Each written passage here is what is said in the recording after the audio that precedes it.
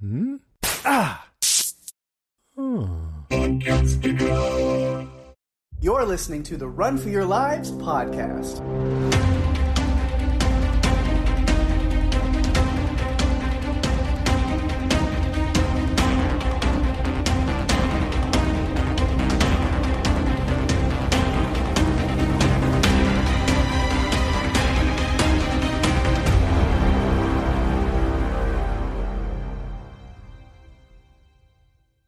Hey everyone, welcome to the show. I'm Daphne. And I'm Pake.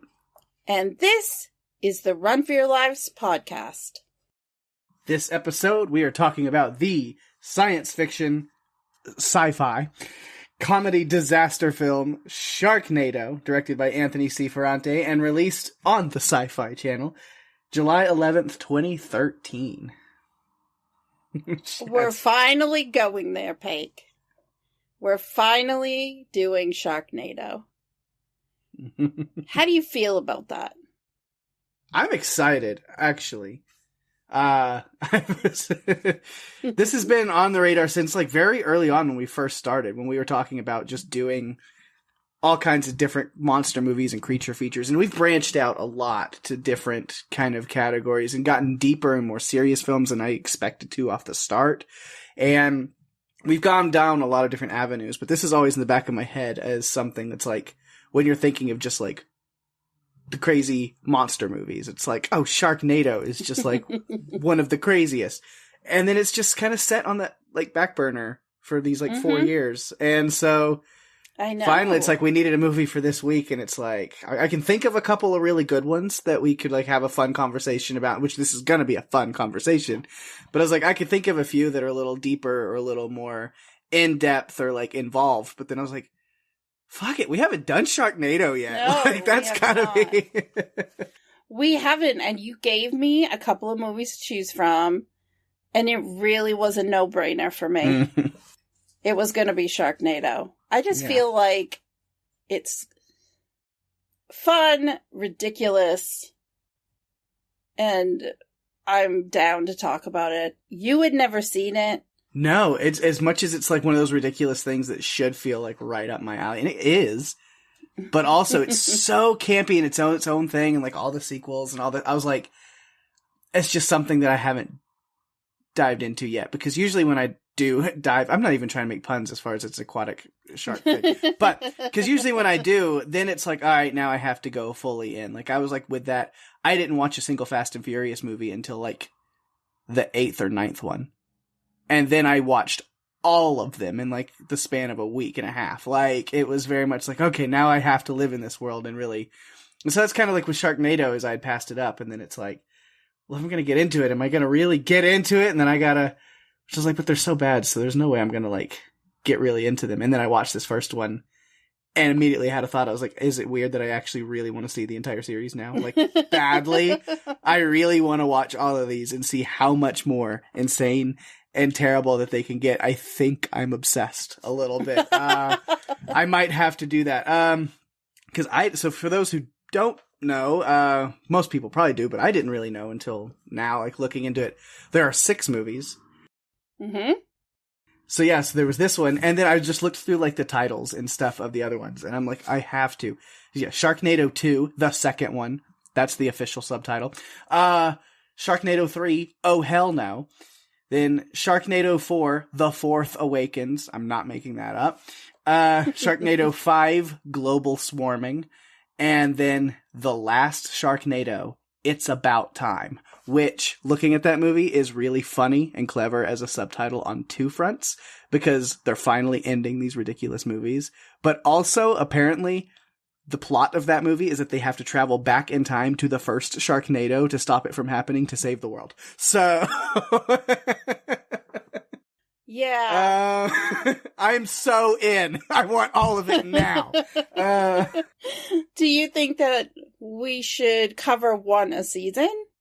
Maybe. Okay. And that might not stop me from watching all of them before that, But yeah, that might be, as we've kind of wrapped up Trimmers, we've got a few other Trimmers things we still want to do. But then if we're looking for a new, like, ridiculous, campy, straight to video or whatever kind of like series to play with on the end of seasons, Sharknado might become the next one. I'm open to that. Okay, good. I'm glad to hear that because I feel like it's not a super...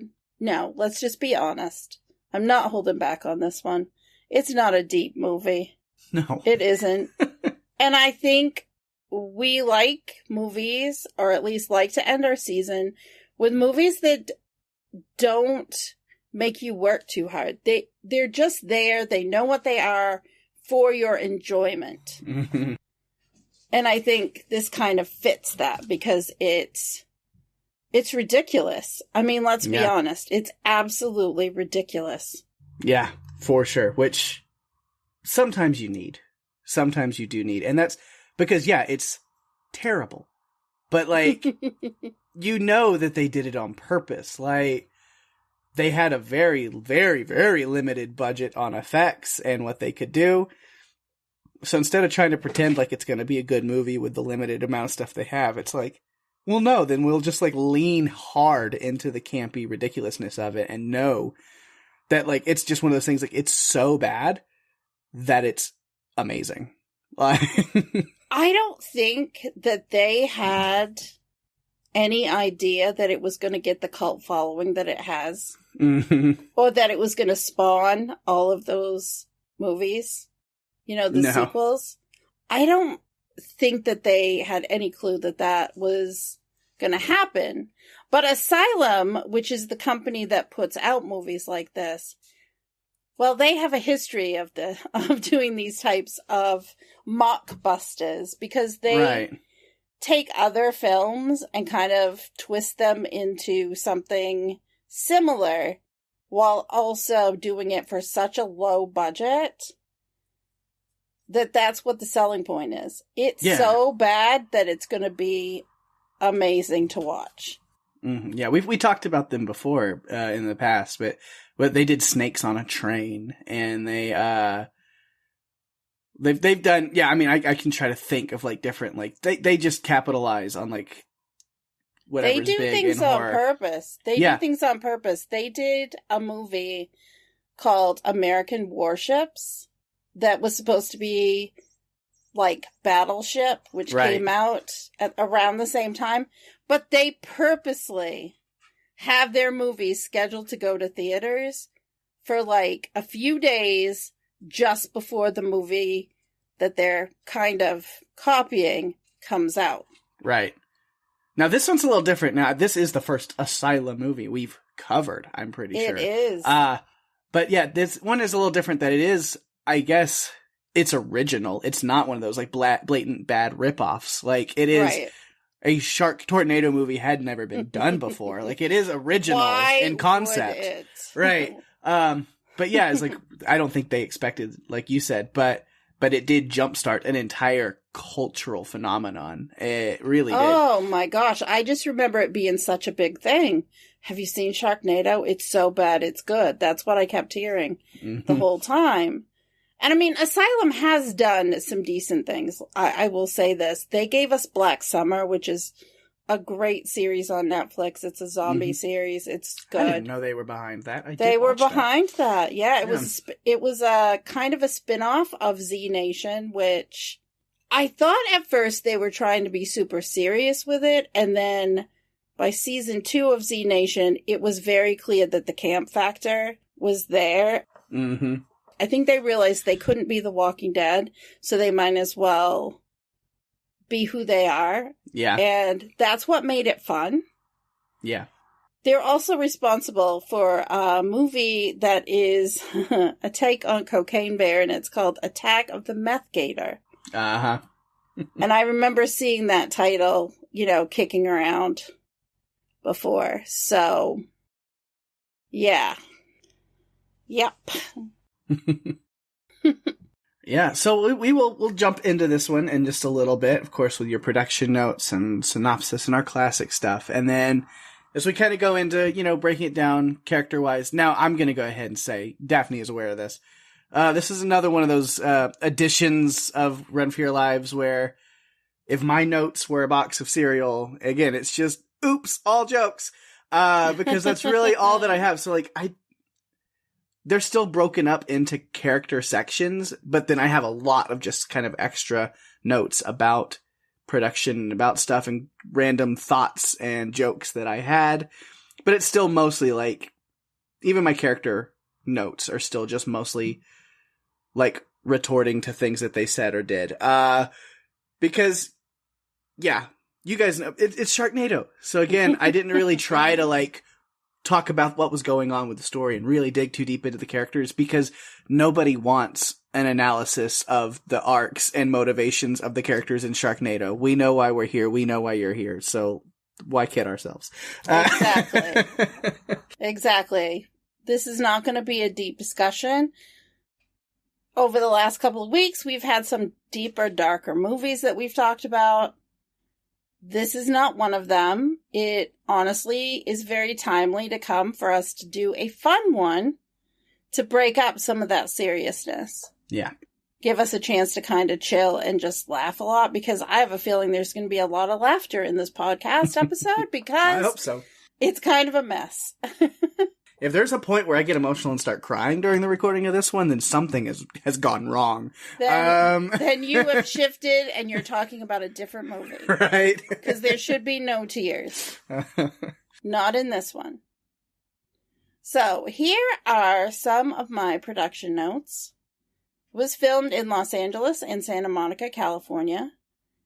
It is the first installment of a series of films. Pake gave you all the titles, so now you know them. They're in your head. So Anthony C. Ferrante actually directed all of the films, not just the first one. He did all of them. He also had cameos in each of the movies as well, which I thought was kind of cool. He decided to direct this one because his friend, Robbie Rist, encouraged him to do it. Now, Robbie Rist is familiar to anyone who watched The Brady Bunch because he played Cousin Oliver. He also played the bus driver in this movie. Okay. Yep. The other cameo that we saw just very briefly was Julie McCullough. She played Johnny with an Eye, Waves. And she was famous for playing a character called Julie on Growing Pains and was fired because Kirk Cameron became religious. And because Julie had posed for a Playboy, it caused quite a big issue. So the budget was $2 million, which is more than they normally get when they're directing films for Asylum. It's usually under $1 million. It got $200,000 from limited 200 screenings, but has such a huge cult following. It's 85 minutes long. Pake, bring us the synopsis. All right. There's sharks and tornadoes. Sharknado. It's self-explanatory as far as that. It's like, yeah, there's not a lot of stuff to think about. But no, if you want like a more reel you in synopsis, do you need one? You need one? But in case. No. A freak hurricane hits Los Angeles, causing man-eating sharks to be scooped up in tornadoes and floods the city with shark-infested seawater. Yeah. Or not. I mean, they were flying around without seawater. They were just landing on people and biting people. And yeah, it was real wild. Yeah, there's a lot of back and forths of what really constitutes as a storm or flooding or rain. But yeah. Yeah, I have some notes on different things where 1 minute it looks like they're in 2 feet of water and the next minute they're showing sharks underwater in this big blue, what was probably a tank. Well, that was like stock footage of literally sharks in the ocean, like deep ocean. In the middle of the movie. Like, it made no sense whatsoever. But again, what are we watching? Right. I have to say Turkey made more sense than this. And that's saying a lot. That is. Oh, man. So, where are we going to start, Pake? I mean, I'd like to say we're going to start with the character of Finn Shepard, because I think that we are. However, I just think that we may go all over the place just because of the ridiculousness. Yeah, we'll bounce around, I'm sure. But technically, Finn is the main character, the through line, spoiler, even though I haven't seen him, but just looking through a little bit, of all 6 movies, he's with the driving force. Mm-hmm. But yeah, Ian Ziering's character, Finn, in a shark movie, his name's Finn. Yeah, of course it is. Of course. All I can think is Steve Sanders, because he was in 90210, which I watched. And I mean, Steve Sanders is fighting sharks, okay. It's taking place in California. It's like, okay, Steve Sanders is going to fight some sharks. Yeah. Before we, though, dive into the whole character of Finn and the story, I just want to talk a little bit about that first scene that we get, which really didn't seem to have anything to do with anything. Nothing, not other than it was like to set up the idea of the Sharknado. That's basically, because we get the ones that are like important to the plot later. But as far as that, it was just showing like, oh, a Sharknado. Right from the beginning, it's like, it's fancy. We don't need a bunch of science mumbo jumbo and reasons for it. We do get like the news report, global warming, and then that's all. We're like, yeah, that'll cover it. Yeah. Just say the words global warming. People go, okay, fine, whatever. That makes, we'll go with that. But yeah, it's like the movie just starts hard with there's a tornado, there's sharks. Yep. There you go. That's it. And then it's like, and now we got a boat, and there's people just getting eaten up. Storm, sharks, tornado, boat. You get it. I'm not gonna. I have to say, though, I have to say one thing. The guy that had the money and that wanted the boat with all the sharks in it or whatever, he ran out of the room, and all I could think was, where the hell does he think he's going? He's on a boat! Where's he gonna run off to? There's nowhere. And the other guy looked menacing enough that he wouldn't have gotten far anyway. No. But I really just am like, dude, there's nowhere to go. Yeah. You're in the middle of the ocean on a boat. I don't know what you think you're doing. Yeah, but that opening scene, I wanted to start some notes, but then I was like, you know what? I'm not even going to try to harp on the bad visual effects. No. So I was like, let me just get it out of the way early, right? Yeah, the CGI sucks for the whole movie. It's kind of a point of the whole thing, right? So I was like, I could stop and point out every awful looking bad CGI choice they make, but I would like to get my notes, I'd like my notes to be done in less than 12 hours. So, yes. I'm going to just not pause it and try to take a note on every bad CGI moment, because that's every frame of the film. I don't think there was a single bit of CGI that was good. No. I could enjoy, at least laugh at the moments of sharks slurping dudes up like noodles. That was cool. Yeah. So Finn. Uh-huh. He likes to surf. He likes to surf. He owns a bar. He has a staff of people that work at the bar. That he doesn't care about any of them, except for Nova, I guess. I don't know. Because he does seem to care about people, as we find out later on. Mm-hmm. His wife doesn't like that he cares about other people, or his ex-wife. Yeah, she doesn't seem to like much of anything. No. She's what you call high maintenance. Like, real high maintenance. But yeah, he's out surfing around with his buddy Baz on a ski-doo. You know what's funny about that? The guy that plays Baz is Logan from Baywatch. And I'm like, that can't be Logan from Baywatch. He had all the blonde hair and... Yeah, it's Logan from Baywatch. That's funny. Yeah. But yeah, he's up there. I did notice the lifeguard on duty at the beach. Who hired that guy? Worst lifeguard ever. On like 2 fronts. First, it's like he's just terrible at his job. He doesn't see this woman thrashing around out in the water, or the literal swarm of sharks coming in. Of course, I'll be fair to him. The beaches that they were shooting this scene at were clearly 2 very different locations. So maybe he was in a third random location and didn't see any of this. I don't know. But then also, once the shark attacks happen, he starts evacuating the beach. Who evacuates a beach for sharks? Like, yes, you clear out the water, but everybody off the beach. Why? I mean, for this movie, yeah, it's kind of fitting. Eventually, we start seeing sharks in places they shouldn't be, like on top of high-rise buildings. But at least, if you want to like play in some level of reality, everybody off the beach. The sharks are coming. They're going to come up here and start stabbing you. Like, what do you expect? They're going to walk right up to you and take your purse. Get off the beach. Yeah. What also drove me crazy during those scenes were like the slow motion action scenes of the people just... I'm just like, what is this? Yeah, it's like... I don't have the time to point out all of the logical nonsense because it's just Sharknado. But there's like, I was like, they were like 20 feet away from the shore at most. So why are they gunning the engine on this, like jet ski for like 30 seconds, 40 seconds to get to the shore? It's like, that should have been, oh, we're there. Oh. Yeah, no. And then there's suspension of disbelief, Pig. That's where we live for this movie. Or it's like the science nerd part of me. It's like, sharks keep moving forward. They don't actually have the ability to stop and sit still in water. They move.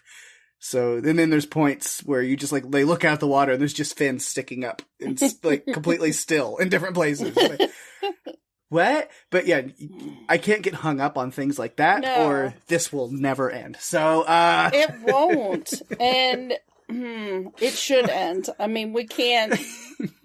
I mean, we could talk for hours about it, but I feel like we'd just be going in circles and having the same conversation about the same things. I mean, what do you think? If those sharks, and then I'm going to just say this, and then I'll get off that soapbox and we'll go back to the movie. If those sharks were not moving, is it because they electrocuted the water or electrocuted them in the water so they're like stunned? Maybe? I don't know. Yeah. But that's me trying to come up with a scientific reason why they would not be moving. Well, that's your first problem, is trying to put reason and Sharknado in the same box. That's not...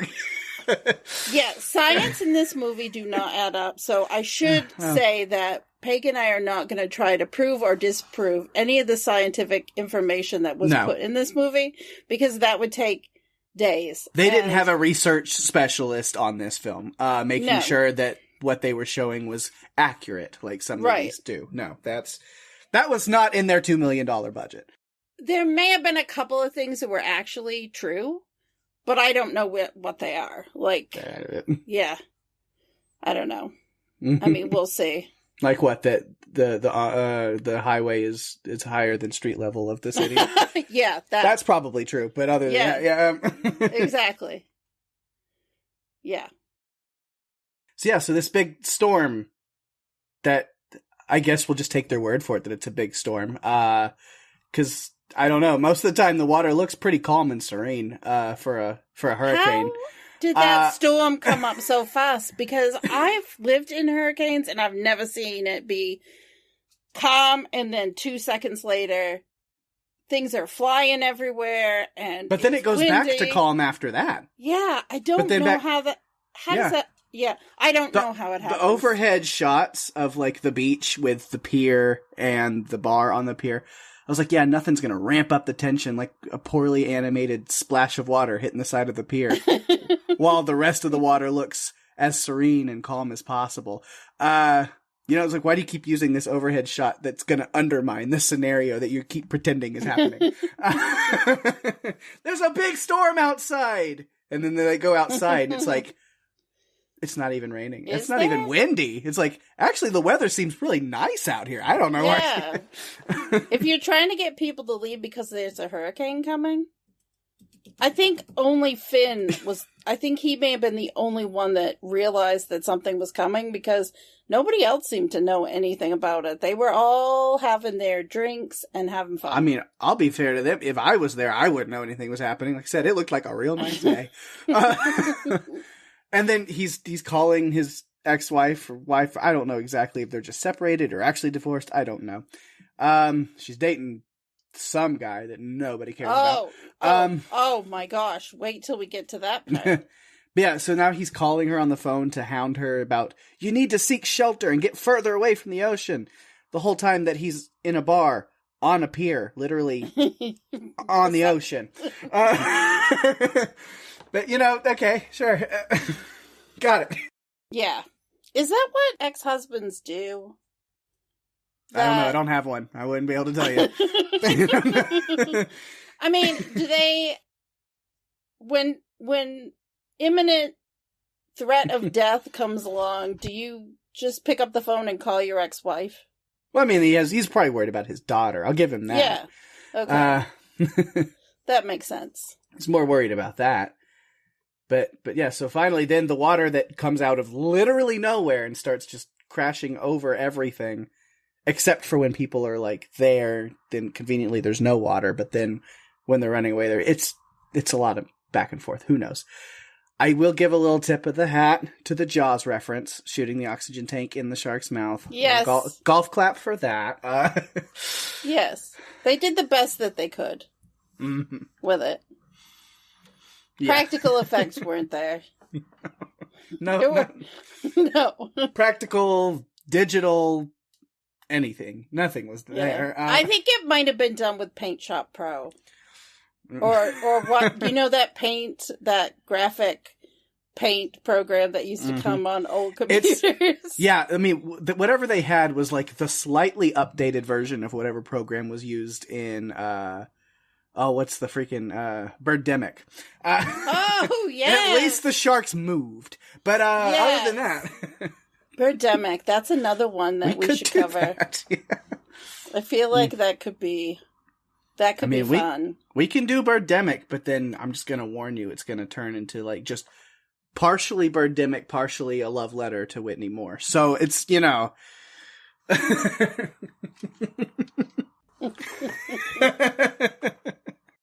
I don't know if I'm ready for that.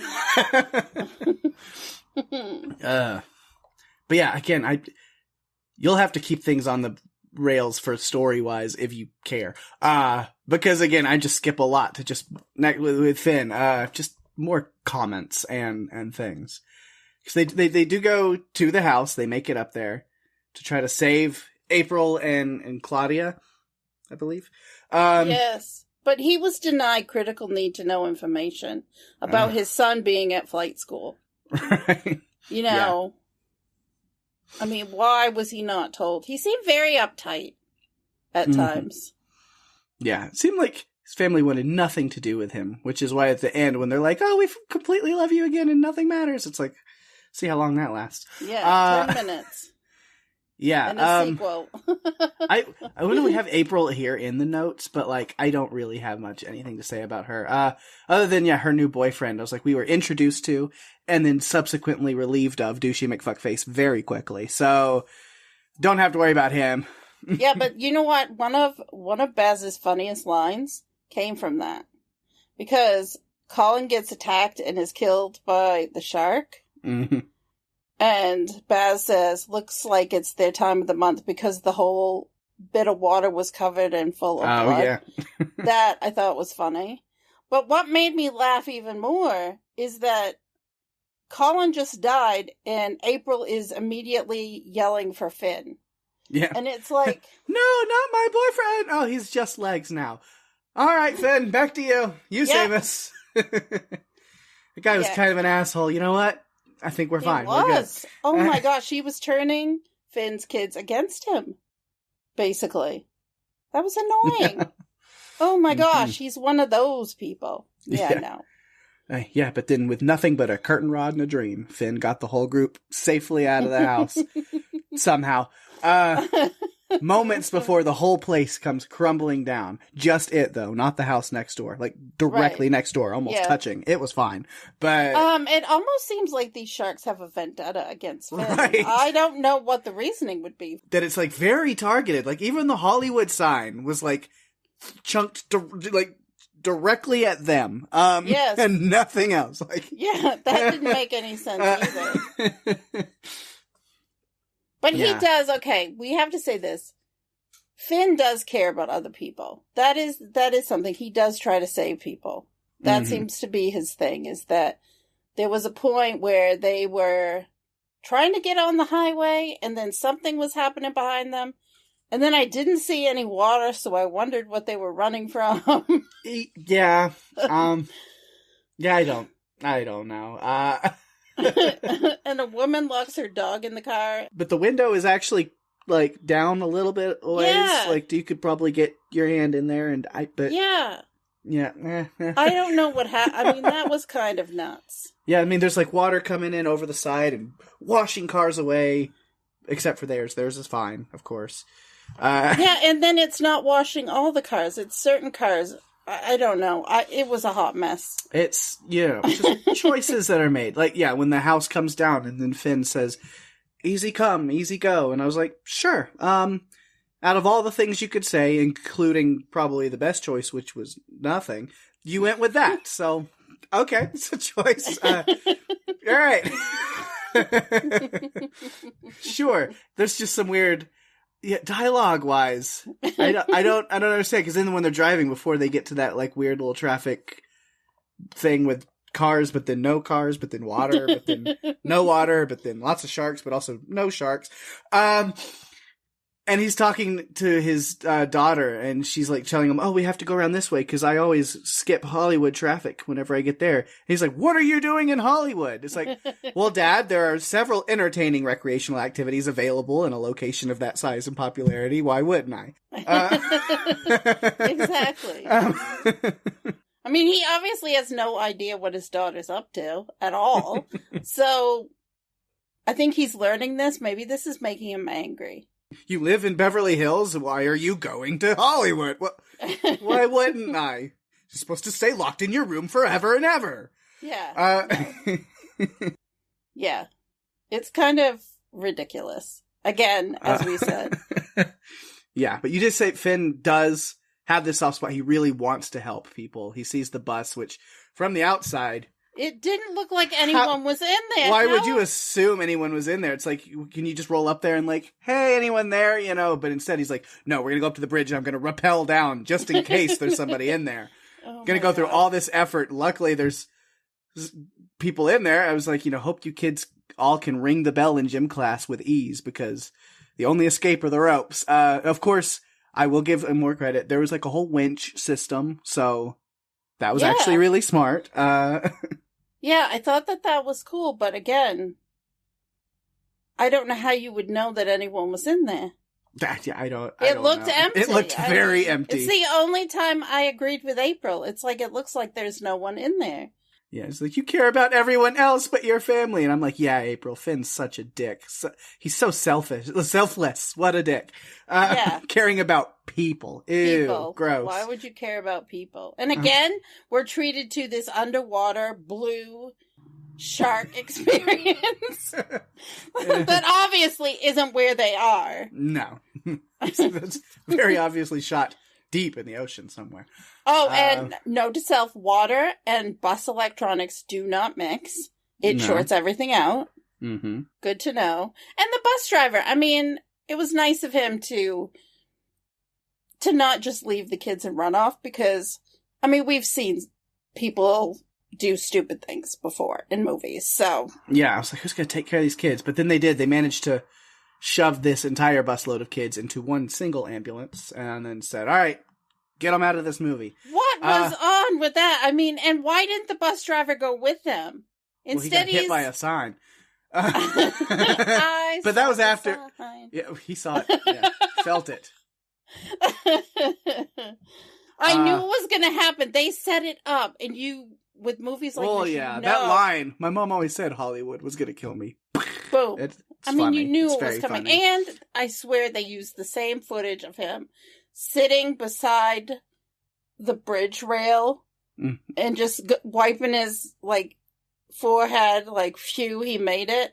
I think they showed that same scene twice. I think they did. There's a lot of times, especially the stock footage of the sharks, they use the exact same video footage a number of times. Like there's like the one with like the chum on the water and the shark jumps up and grabs it, and then it like cut to a blood splatter. I laughed so hard because I was like, that doesn't even make sense editing wise. No, it doesn't. Or that deep blue, deep ocean with the shark with the remoras on it.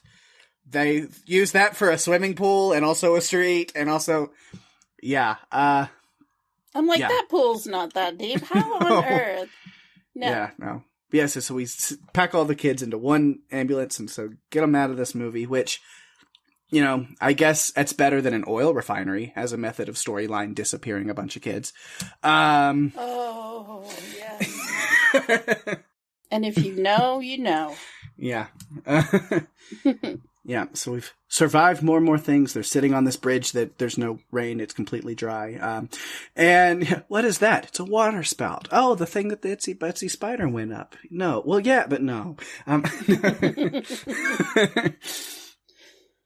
Oh, man. I did wonder at that point, and we haven't really talked much about Nova, but I did wonder at that point, is Nova the only one who can shoot anything?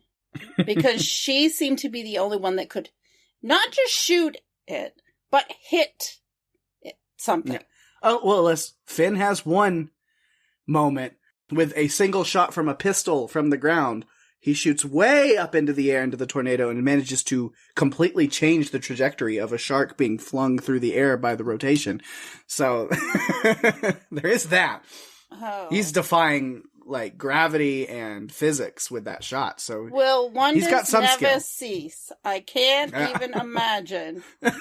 He's got some level of skill. He can break physics. But there's a couple moments like that. Like, you know, Matt, why didn't you tell us that your dad was a literal superhero who can win a game of tug of war against an F5 tornado? You know, I was like, they should have had a different person holding that door so that they could, you know, also throw in a little bit of a Twister homage as well. It's kind of a missed opportunity. Right. Yeah. I mean, they did have a few little homages to other things, but the biggest being what you've already talked about, which is the oxygen tank in the mouth of the shark. Yeah. Yeah. They just keep running into problems. I was like, why did the car blow up? Like not every gas leak doesn't equal explosion. There's a very important, like, component missing. What, fire? Yeah, exactly. Any kind of heat source whatsoever. You know what killed me is they were running away, and then you see Claudia just leap in the air, and then it goes boom, and I couldn't. I jumped too early. Bang!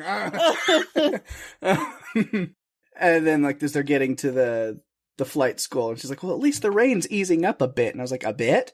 As in, completely stopped for at least the past 20 minutes?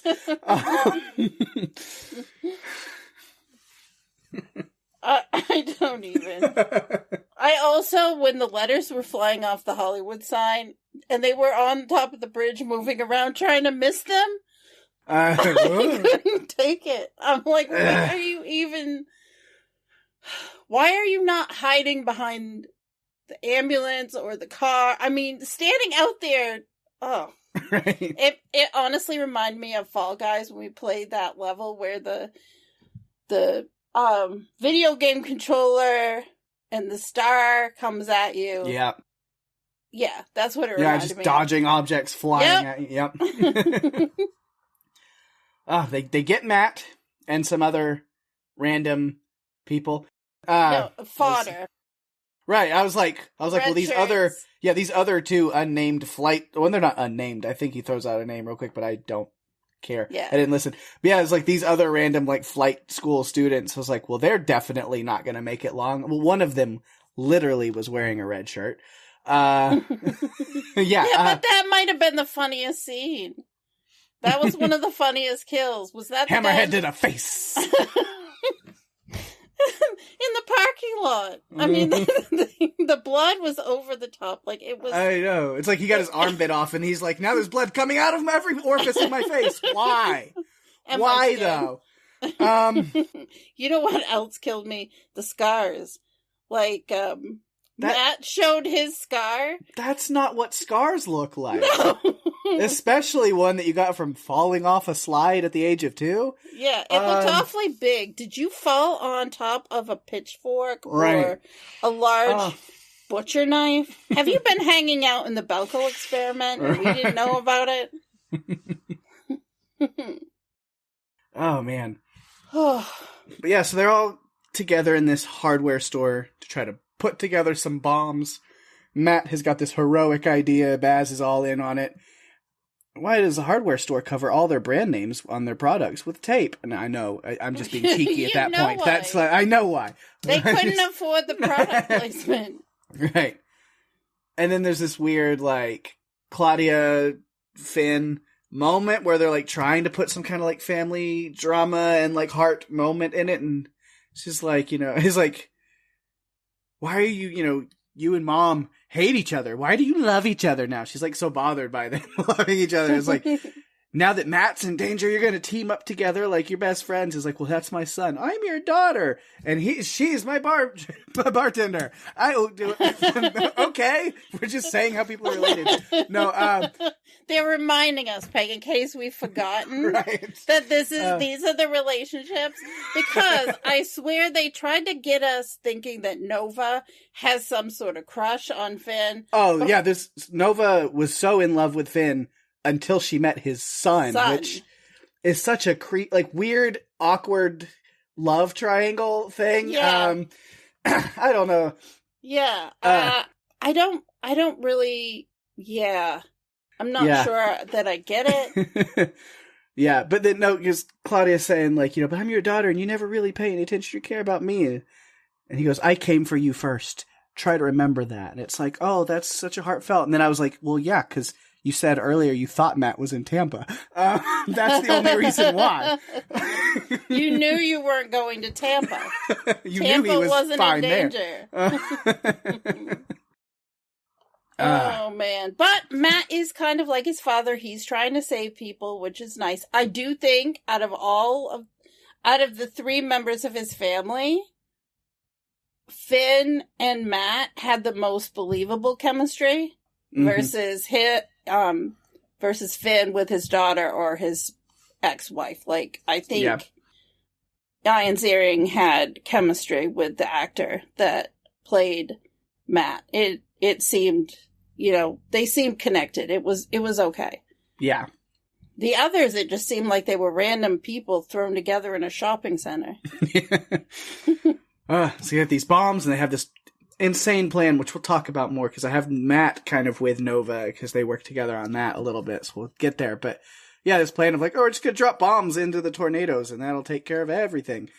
So when they go up in the air to do that in the helicopter, the one helicopter that's just stood there completely fine amongst the wreckage of all the other planes at this airport, the tornado was like, oh, I'll spare that one helicopter because they're going to need it.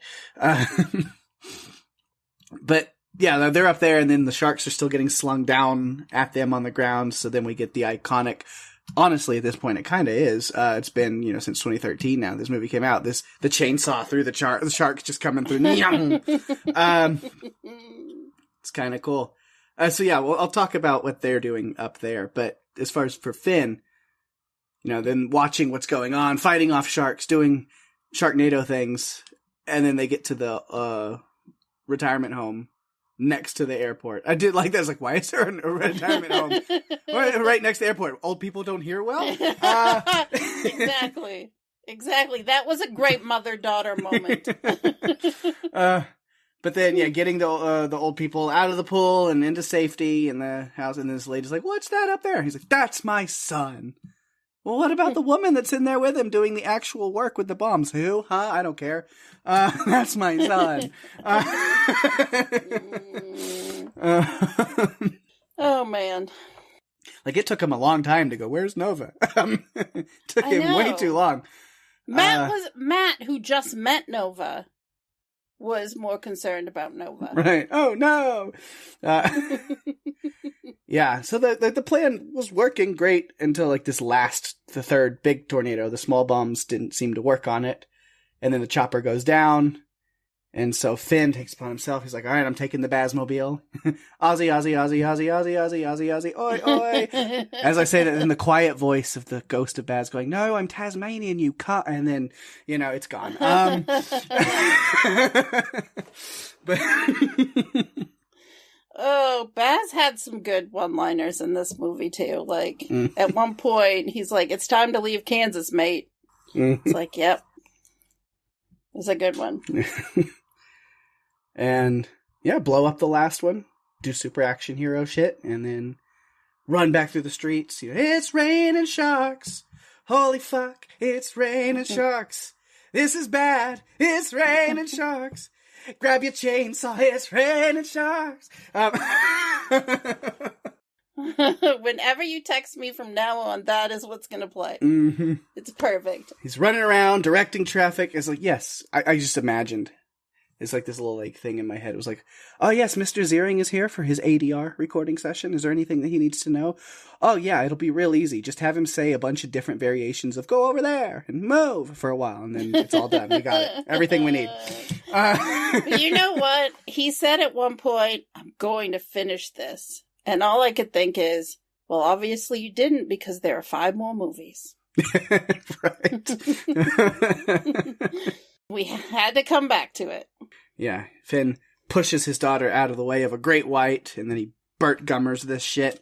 But not as good as Bert. No, Bert not is quite. much better at Bert Gummering. Yeah, but then he pulls a practically unscathed Nova, who we saw get thrown out of the helicopter and eaten by this shark earlier, just pulls her out completely unharmed and unscathed. And I was like, well, that is, I would say jumping the shark, but no, that's beyond jumping it. That's sucking it up into a giant tornado and launching it into a chainsaw. Yeah, I wasn't sure how she'd still be alive after 10 minutes in a shark's belly. Didn't make sense. No. It's interesting. He just took her pulse, and then he just left her there. She'll be fine. And Matt had to giving her CPR. And I was like, did you not want to give her CPR because you didn't want April to see you giving her CPR and thinking you were kissing her? I'm not sure. Yeah, I don't know. But yeah. Again, that's my notes for Finn. Again, mostly just commentary and jokes and things, because get what he has. And then, so if you have more, we can do that. Oh, no. I think that you have covered it real well, because most of my notes are little random things about different things. Like, I feel like they went to Shutterstock or Pixabay to get the footage of cops on motorcycles and sharks in the water. Mm-hmm. Oh, I think they did. Well, we'll get to my joke opinions on some of what you just said in a little bit. Yeah. So April would be next, but I'm done with her also. I just didn't like her. I didn't like her right from the beginning. She was annoying from the minute he called her till the end of the movie. So, no. Yeah. No. Yeah, I like Tara Reid mostly. My real connection to Tara Reid is her short-lived run on Scrubs, but that's what I really liked her the most from. But that's... Of course. Mm-hmm. That's 2 in a row. We're making Scrubs connections. I know. And next week there are no Scrubs connections. I'm pretty confident. I don't think so. Yeah, I'm pretty confident there are no Scrubs connections for next week's movie. Mm-hmm. Yeah, so really the next major character to talk about is Nova. I liked Nova. I thought she was one of the best parts of this movie. She seemed pretty badass. She could actually shoot something and it would hit it. She always seemed to have a gun at the right time.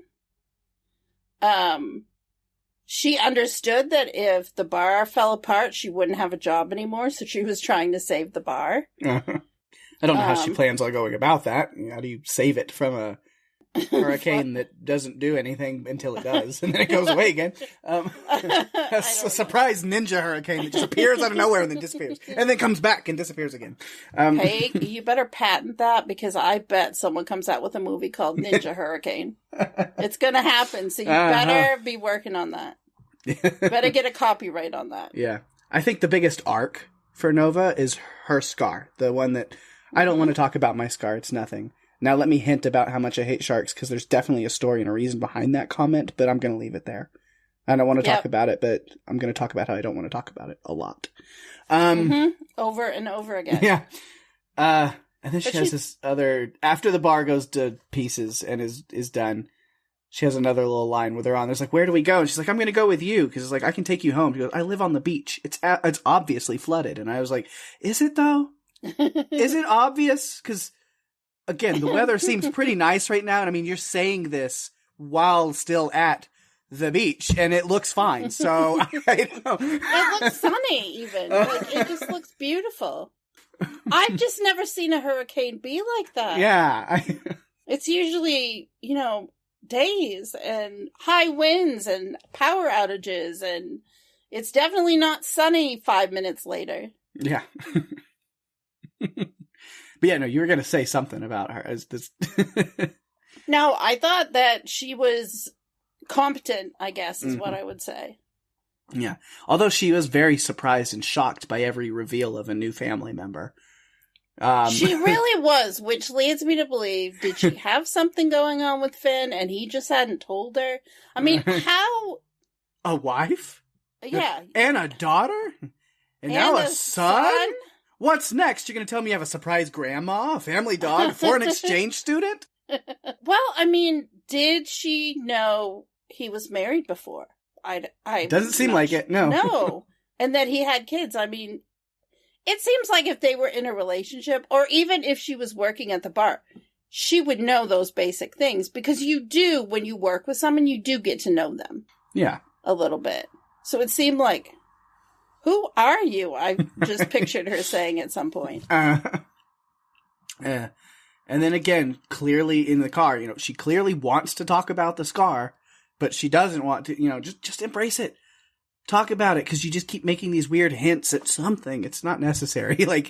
Talk about it or don't. And then that's with, finally, when she's with Matt, again, so you think she's got a thing for Finn, and then she's like, oh, his son. Never mind. It's like, I don't know. Father, son, can you like both? And then he kind of asks about it, and again, she's like, I don't like to talk about it, but I sure really love to refer to it vaguely to pique someone's interest, only to get to say that I don't like to talk about it. I love not liking to talk about it. She finally does open up to him, though, and tells him what happened. And it was a very sad story, basically. It's a very sad story. And then she ends that with, now I hate all sharks. And I'm like, oh, come on, Noah. Hashtag not all sharks. My God. It just takes one tragedy and someone's completely shark phobic. And then, she tells Matt, and he goes, I think I hate sharks too. He's so easily radicalized. I think he was just saying that because he had a crush on her. An immediate love at first sight crush. I mean, and you know what? In the world of Sharknado, anything is possible. That is true. From what I understand about what happens later in this series, again, very loosely, anything is possible. I think there's robot, android, sharks, cyborg sharks that come in at some point. I don't. Yes. I'll see when I get there, because it's gonna happen. I'm going on this journey sometime. Once I'm done with all the Oscars stuff, then I'm going on this journey. Okay. I think so. So we've talked about their plan a little bit. It's like, if you're gonna drop bombs inside a tornado, then shouldn't you fly, I don't know, above it? Not directly to the side of it. I don't know. And then she goes, we're going to need a bigger chopper. And I was like, I get the reference. I see what you did there, but you delivered it so flatly that it kind of just, I don't know, it didn't hit. No. It goes over your head. Mm-hmm. And then they're like, once they get in place, and they're like, bombs, bombs, bombs, bombs, bombs, bombs, bombs, bombs, bombs, bombs, bombs, bombs, bombs, bombs, bombs, bombs, bombs, everybody! Bombs, bombs. Yeah, I don't think it was a rave, Pake. Would have been better if it was. I think so, too. Yeah, and then again, because this is the first time I've actually watched this movie, I thought she was gone, and I was like, wow, what a way to just, this character who's been here very important the whole time, to just get rid of her so fast. I was like, well, I mean, I guess that's one way to avoid the weird, awkward father-son love triangle, is just have her get eaten by a shark midair, you know? The strange love-life future thwarted by terrible balance. Yes. However, I thought it was incredibly coincidental that the shark that Finn was slicing into with his chainsaw ended up being the shark that had Nova inside it. Yeah, I don't even, again, scientifically, the rotation of I don't even know how that happens. The number of sharks that there were. Mm-hmm. It just isn't mathematically possible. Again, suspension of disbelief. Oh, it's not suspended, it's expelled. Expelled. Yeah, it's better. It doesn't go here anymore. Yeah.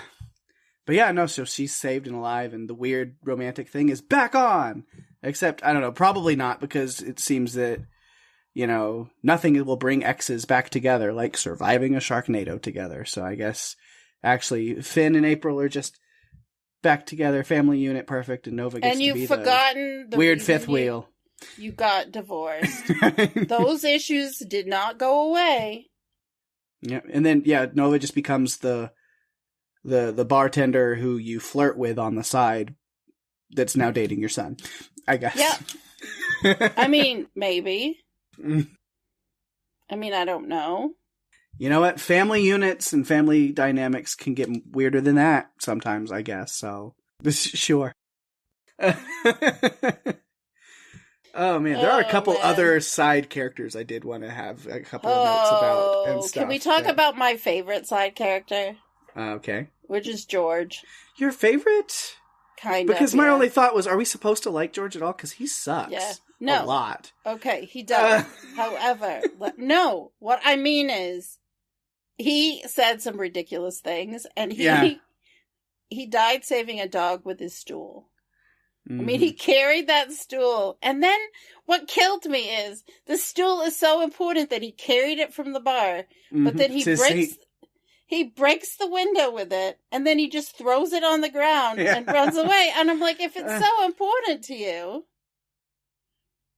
then why are you leaving it there? Well, it's because he was, bye-bye, George. Yeah. Like, it's over. One decent thing in his life, and then immediately got sharked. Oh, no. Yep. Anyway. Yeah, he does have one great line when they're still in the bar, where somebody says, oh, it's just a storm. He goes, just a storm? It looks like a hurricane. And I go, yes, George. A hurricane's a kind of storm. Oh, gosh. When they were all sitting in the car, he's like, there are sharks out there. You don't have to go out there. And I was just like, oh, wow. Oscar-winning dialogue there. Yeah. Yeah. So, yeah, no, I had those thoughts on George, but let's talk about my favorite side character. Oh, my gosh. Which is Baz. Baz was great. Yeah, it's like, we don't have a car, but luckily, Baz has a concrete plan. Grand Theft Auto. We literally steal a car that someone else owns from a private lot. Yes, that's the correct answer that we needed this time. Yeah. Well, let me tell you about that car. That Hummer. It had no working speedometer. It had no full dashboard, and the doors, opening and closing them was an issue. And all I could think is, oh, so this Hummer is this movie's Bruce the Shark. That's funny. Okay. That makes sense. Yeah. And then, so he's driving that bad boy, and then we get to another issue. He's like, how do we get through this blocked intersection? So don't worry. Your buddy Baz has another idea. We're gonna turn into a CGI vehicle and fly right past the police, and they won't even acknowledge us. Which would have been a perfect plan, except stock video footage of police officers from different states still managed to notice them and went after them. So I'm glad that I'm not the only one that noticed it was stock footage. Yeah. And it looked like a peaceful street. Like there's nothing else there. That's what I say. It was just stock police officers from different parts of the country. Managed to, go all coalesce onto It makes me want to go on, like, iStock Photo or one of those sites and see if I can find this footage somewhere. Oh, there's many instances of things like that. Like the flooding. Oh, my goodness. Because again, I was like, oh, there's the rain. Like, finally, some actual falling water to lend some kind of semblance of credibility to this storm, quote unquote. We just throw in some random footage of actual flooding, and we're getting somewhere. Even if some of that footage happens to be from a park in Japan or a highway in Texas or somewhere in Virginia.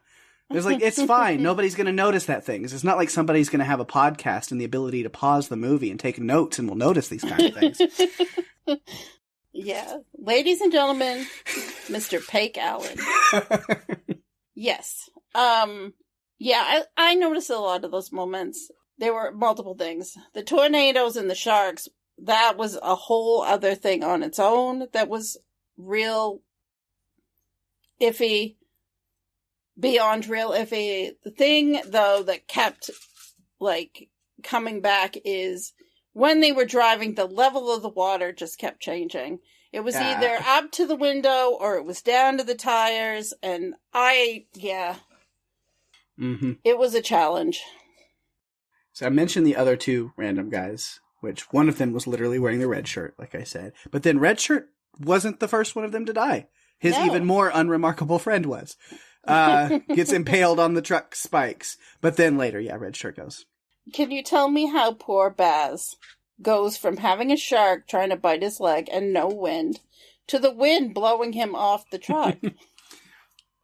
These storms are very unpredictable. 1 second to the next, they're going to do something different. So who knows? But honestly, maybe the saddest of all, R.I.P. Johnny Waves. That's Johnny with an I. The true hero we all needed. Yes, Baz died also, but fuckity fuck. Not Johnny Waves. That's Johnny with an I. Fuck. That's character stuff. Do you have more? I think I've got, maybe I'll finish up some just notes. I think I've got most. I have no other character notes. Yeah, and then even just notes in general. I think I've just covered all of them by throwing some stuff in, other than just random. Either that's a really strong Ferris wheel, or that building was made of straight plaster. Again, just legitimately belly laughed hard at some of these, like, awful shots and editing things. Like, it was so bad that it was amazing. And I've mentioned a lot of those. And then also, just reusing footage. Again, like, especially, like, the shark, like, stock footage and, like, stuff. It's like, I've seen that shark before. There's that one again. But yeah, that's it. That's all I got. Over and over and over and over again. This movie, I do have a couple of casting notes and some other things that I thought I would share. So Steve Guttenberg was offered the role of Finn Shepard. I don't think it would have fit. He turned it down and ended up, because he was bummed that he turned it down, because it became a cult hit, he decided to accept a role in one of Sci-Fi's other productions, the wonderful 2015 Lavalantula, which is a movie about giant fire-breathing tarantulas that attack Los Angeles. Yeah, I am aware of that movie, because that was one of the ones that we featured on our Bad Movie Trailers episode we did a while back. I know. So Terry Hatcher, Rebecca Romaine, and Tiffany Thiessen were approached for the role of April before Tara Reid was cast, and Lindsay Lohan turned down the role of Nova. Ian Ziering did a lot of his own rappelling stunts. Interesting. Which was interesting. And many of the crew members became seasick during the principal photography. And all I could think is... In what water? In what water? I'm just in all those scenes that they shot standing on dry highways and parking lots? Well, and there's also, I mean, a lot of it was done up against a green screen because even when George was in the car, when he fell asleep, and they woke him up, like when they were trying to escape from the bar at first and getting into Finn's truck, and they're like, well, where's George? And they open the door and he's asleep in there. It's CGI, like, behind him. Yeah. CGI circa late 90s, maybe. Yeah. I have to ask you this, Pake. Who was your favorite character in this one? Doesn't have to be a full character, can be a side character, can be anyone. I mean, there's no really great characters. Everyone's kind of just like, meh. I said Baz was like favorite side character. He had some great stuff, but some of the lines were dumb too. No, it was. Yeah, I don't know, because everybody, maybe Nova, but then, I don't know, her whole, like, I don't like talking about my scar. I just really like not liking talking about it, and I'm going to keep talking about it without talking about it. It was really obnoxious, but I don't know. And what did you think the best death was? Oh, no.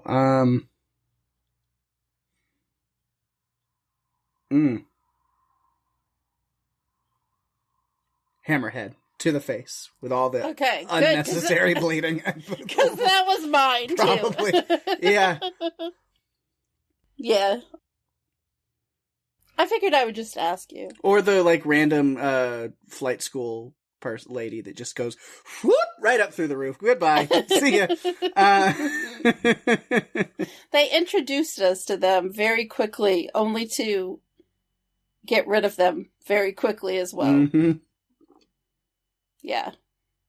Well, Peg, I think that we have done it. We've been through this film. I'm so glad that you enjoyed it to the point that the laughter from this podcast definitely is audible for our listeners, just the laughing. Yeah. So I'm officially, now that I've watched this one, I think we'll go through these. So we've still got some trimmer stuff to do, but we might start throwing these in. Maybe do them back to back to end some of these seasons. So we're not waiting another 2 seasons to get to the next one, but we'll kind of sprinkle them in from season to season. But I'm probably going to like go through and just watch all of them just to see the madness at a point. Do you think Riley would like them? No. No. Too nonsensical. No. All he's wanting to watch right now, if we're hanging out actually watching something, is we've been working our way through the Taylor Swift Eras Tour concert video. Okay. That's been fun. That seems like it'd be quite an experience compared to Sharknado. Yeah. Both magical in their own ways. Yes. But yeah. So I've got nothing else to say. The wind has died down. There's no more wind in the sails of this conversation. No more sharks in the seas. Yeah. I mean, which we know anything can change in half a second, so might as well wrap it up now before another hurricane pops up out of nowhere. Just get done with it. I do wonder what some of our fans would think of this. Right, well, there's a hurricane of phone calls. We have 700 pieces of feedback. I don't know. Either that, or it's all CGI and none of it's real and there's no feedback. We'll find out. All right, we do have. Oh my gosh, look at all this feedback. This is like good. As we said, maybe there's a ton of feedback over here. I'm gonna grab this first one. We're gonna check it out, and then we'll get going on this whole stack down here. All right, let's see. First, we got one from Catherine. Says shark horror movies may be my favorite genre for guaranteeing I'll have a good time. I always root for the shark in Jaws, Deep Blue Sea, Meg, and Sharknado was no exception. That first scene with the fin soup poachers was so satisfying. Did any of these sharks ask to be sucked up into a hurricane and shot all over the city? No wonder they're biting. And so many of the human casualties were from collisions with the sharks rather than shark bites. I love the Jaws reference. We're going to need a bigger chopper. And what are the chances that in hundreds, perhaps thousands of sharks, the same one would swallow 2 people whole? The chainsaw ending is perfect and everything I want from a sci-fi shark movie. And it's also the only scene that I remembered from my first watch when it was released over 10 years ago. I may have seen the sequel, but remember nothing about it, so if it's worth covering, I'll be along for the ride. Oh, Catherine. Uh-huh. Absolutely. Oh, yeah. We probably will cover the sequel. We've been talking about it a little bit. Right. Yeah, I think we even mentioned it in recording earlier today. I think we're going to cover maybe all of them in time when we just like need a ridiculous series. Yes. I think I mentioned like once Tremors is like done, and I'll be sad and depressed.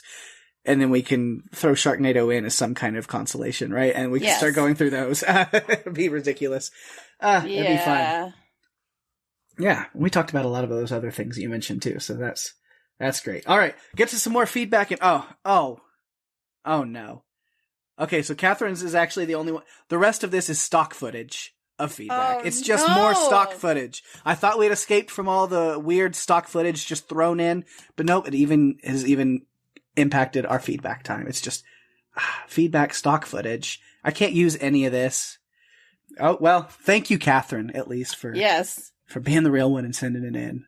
Isn't there some way we can keep that stock footage from invading our space?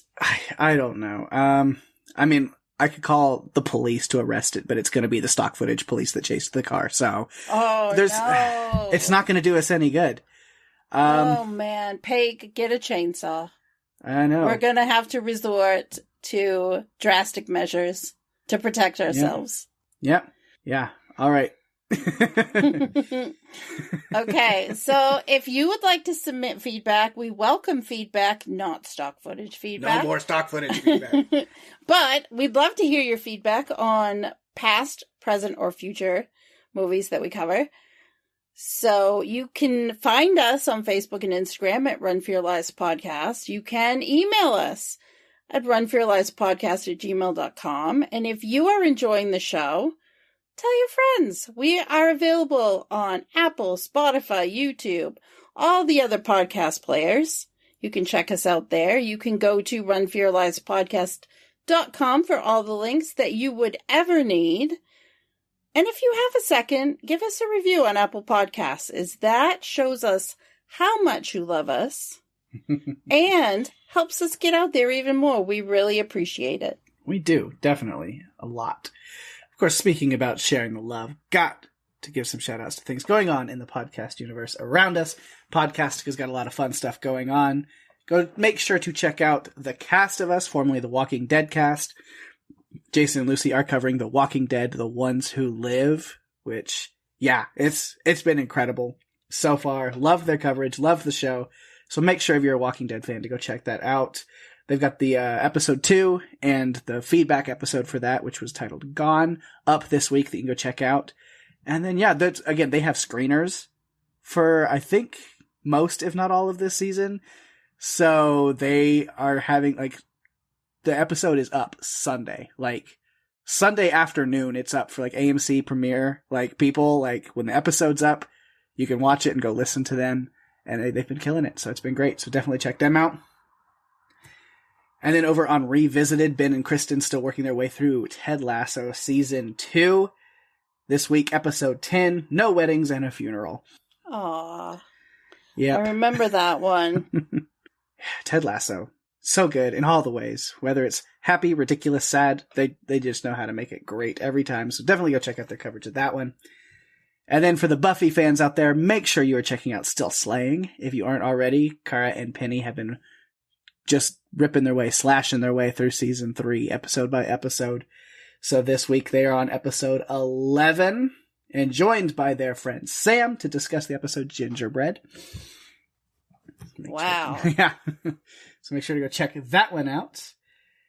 And then outside of Podcastica, giving some love to TV podcast industries. Again, as we mentioned last week, they just celebrated 10 years of podcasting, which is incredible. Those guys doing incredible things, covering everything. And right now, of course, that is the Disney Plus Star Wars series, The Bad Batch, and the new FX series, Shogun, which, man, hearing so many good things about it. It's apparently very good. So check that out. And if you are watching that, go check out Derek and John's coverage over on TV Podcast Industries.